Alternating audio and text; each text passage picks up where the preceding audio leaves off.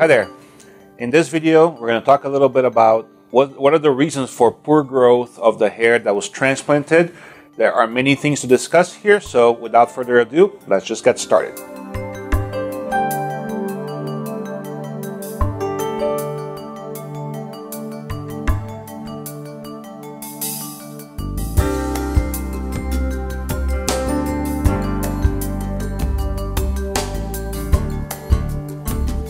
Hi, welcome back to the channel.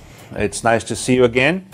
So the video that I chose for today is a video talking about the most common reasons that I see for poor growth of a hair transplant graft. Okay, so basically what we do in a hair transplant procedure, we move hair from your donor zone, or the hair that's immune to hair loss, into the areas that are balding, right? I'm talking about in general, right?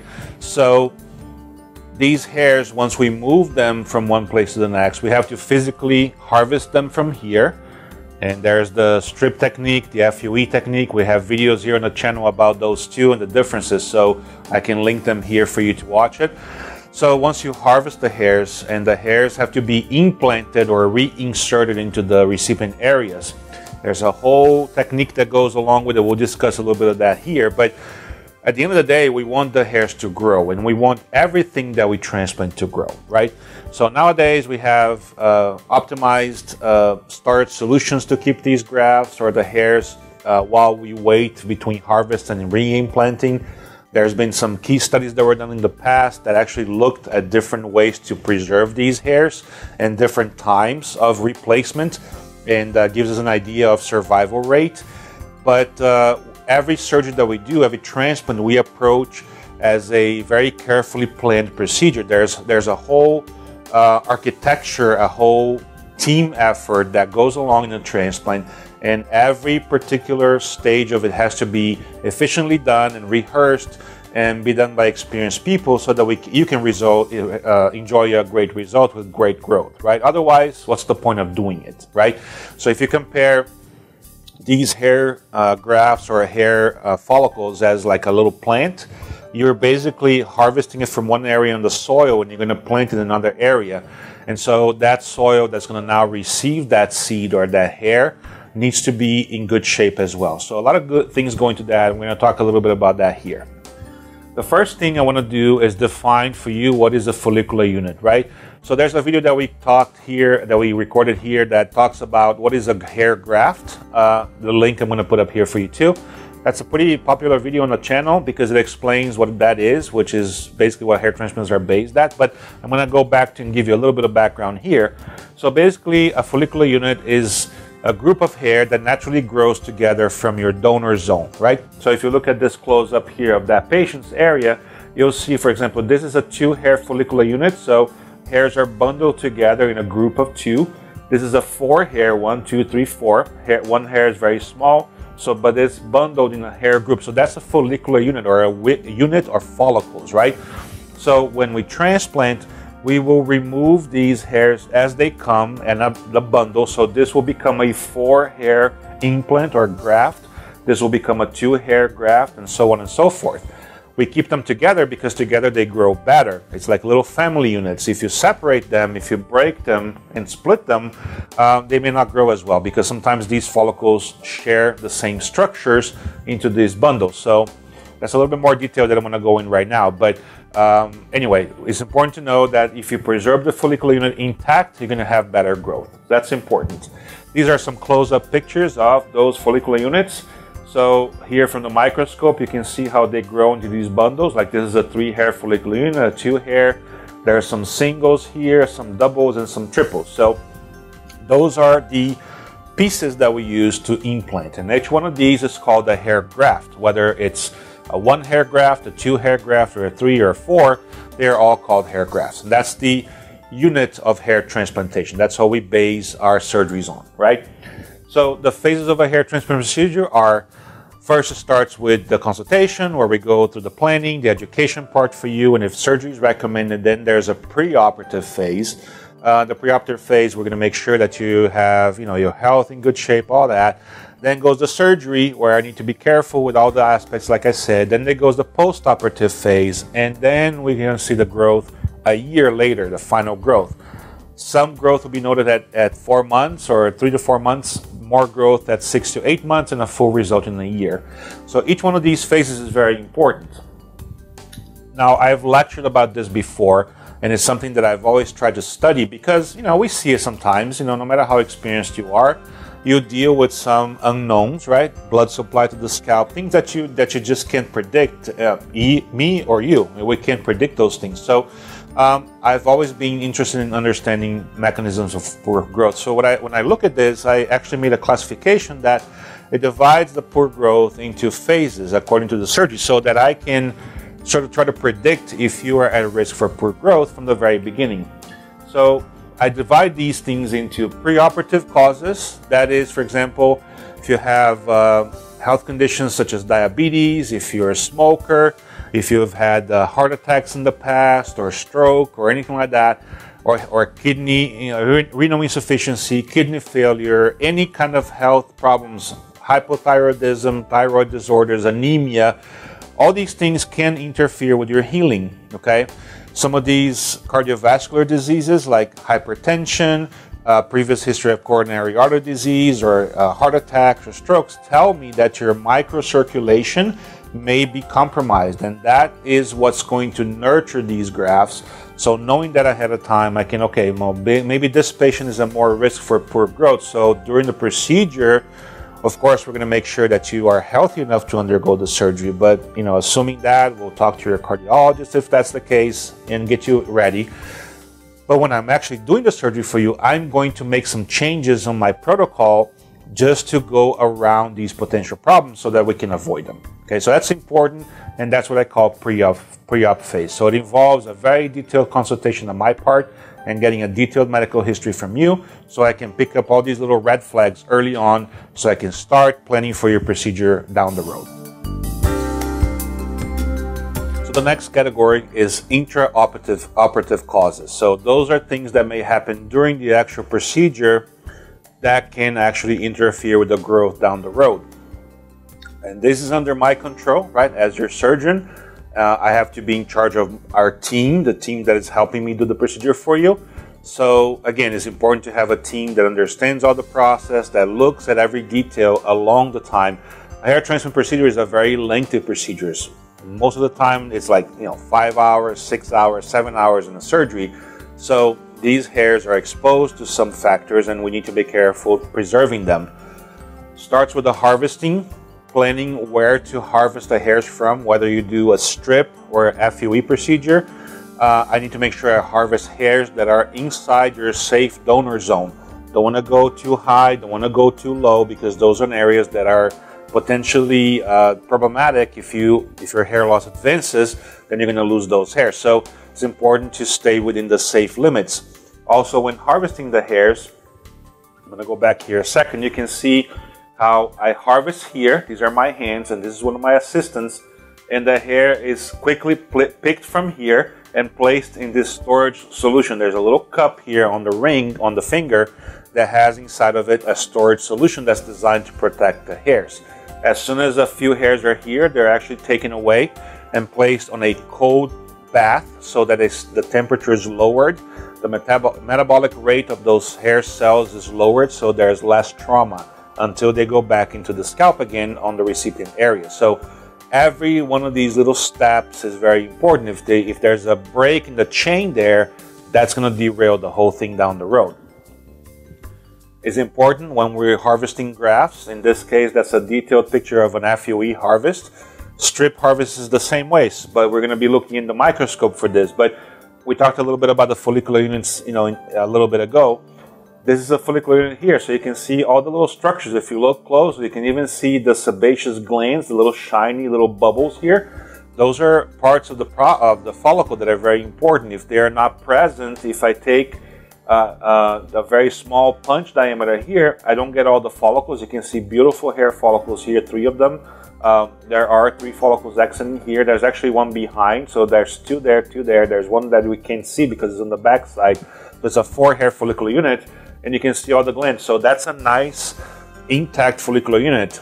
It can come out of it like beautiful like this, but if I don't take care of it between now and going back into your scalp, then it doesn't matter. You won't survive, right? So it has to be, again, every process has to be followed.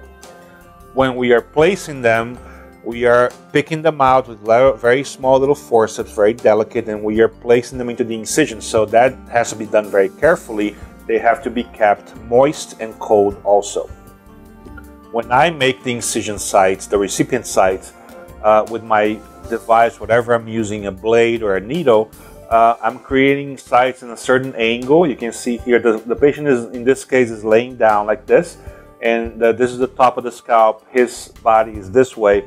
So I'm working on the temporal angle here, this little area right here, the transition. So you see the angle of my instrument is very acute. It's very, very shallow against the skin. It's not going this way, it's going this way. So when we place the hair, I have to understand that that's how I made the incision, because if I try to place the hair this way, it just won't go. So I'm going to be forcing it, and there's more trauma. So the team has to be accustomed to what I do so that they know what I produce and they can follow it. Same thing here. I'm making sites into the crown area of this patient using the same instrument. You can see a different angle, different direction for different areas. So when we place them, which is depicted here, the hair has to be placed in the direction and angle that I've created these little incisions. If we try to place against it, then they're not going to go, and you're going to be forcing and traumatizing them. So notice how there's a few hairs here in this little cup. They're moist, they're cold, and there's only a couple on the finger because these dry very quickly, so we don't want to leave them there for any longer than we need to. So we take from the cup into the finger, from the finger to the scalp. So that's the process that happens. And of course, our team is very, very well trained. We can do this very efficiently, very safely. But those are potential areas where you can have trauma, and that's going to translate later to poor growth. And finally, the other phase is the postoperative phase. And that involves after, it starts from the last graft that was placed. You know, we put a little bandage, we clean it, and you go home. That's where the postoperative period starts. And that's important because I've seen patients that, you know, traumatized the hairs. They left the office, went into their car and bumped their head and then lost a few grafts. Well, we can replace them, or sometimes overnight they scratched the area and some of the hairs were removed. If you come back here, we'll replace them for you and they'll be okay.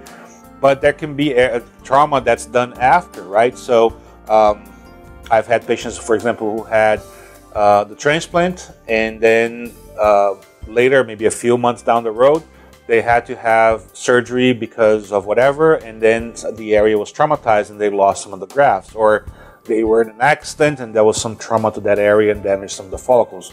These things we can't control, right? None of us, but they are possible causes of poor growth. And then, so when I look at a patient that comes to me with a poor growth area, the first thing I look is, okay, what could have been the problem here? So I go back into the chart and I look, you know, pre-op, intraoperatives, looking for potential problems. And we make very detailed notes here during the surgery.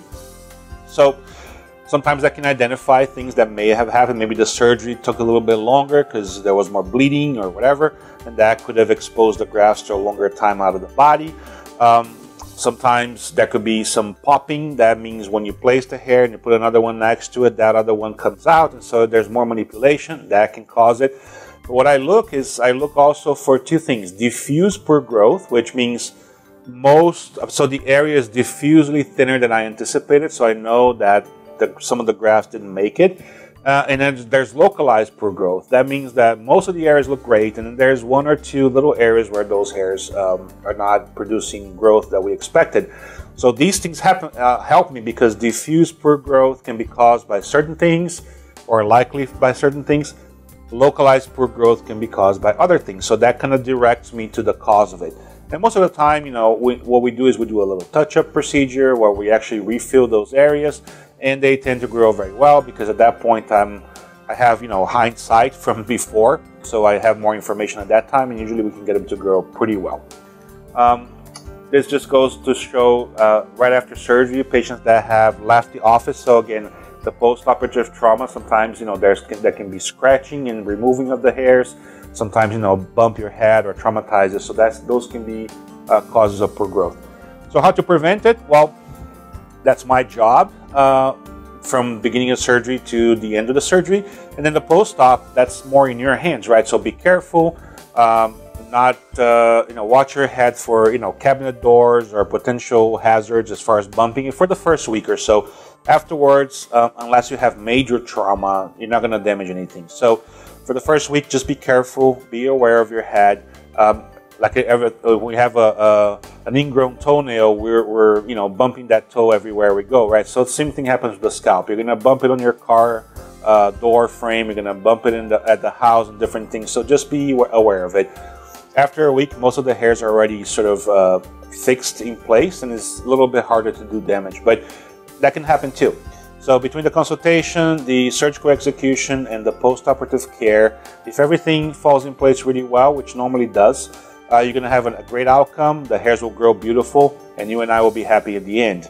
But these things, again, I need to be thinking of them from the first time that I meet you in the original consultation. I have to be thinking ahead so that we can get to that finish line and be happy with each other. Okay? So what to do with poor growth? Like I said, we can do touch-up procedures. We can refill those areas, and usually they work very, very well if we do that. So in conclusion, poor growth is a reality. All of us that do transplants for any length of time, we have faced it in the past, and we learn a lot from them. I teach a lot about this. I do a lot of lectures about poor growth, and there's always new information coming in. New research has introduced solutions to preserve the hairs during surgery that are better. We use them here at the office. The post-operative care has evolved as well with medications and sprays and things like that that can promote the best healing environment for your hair while it's healing. So we try everything we can. We use everything we can, all the knowledge that we have, the latest techniques and technologies and understanding of medications and everything to get to the great result that you're looking for. And so, but sometimes it still happens. But the best thing is to prevent them and deal with them if they happen. So I tell my patients, if you have a problem, let me know, and I can take care of it. If I don't know, then I can't fix it for you. But most of the time, vast majority of the time, I should say, results are great, the growth is awesome, and everything turns out great. So I think that's why we have such a good reputation with our patients, is because not only we produce consistent good results, but also when there is a problem, we're here to take care of it. So that's it. I think I hope this was helpful for you. It is good information to know.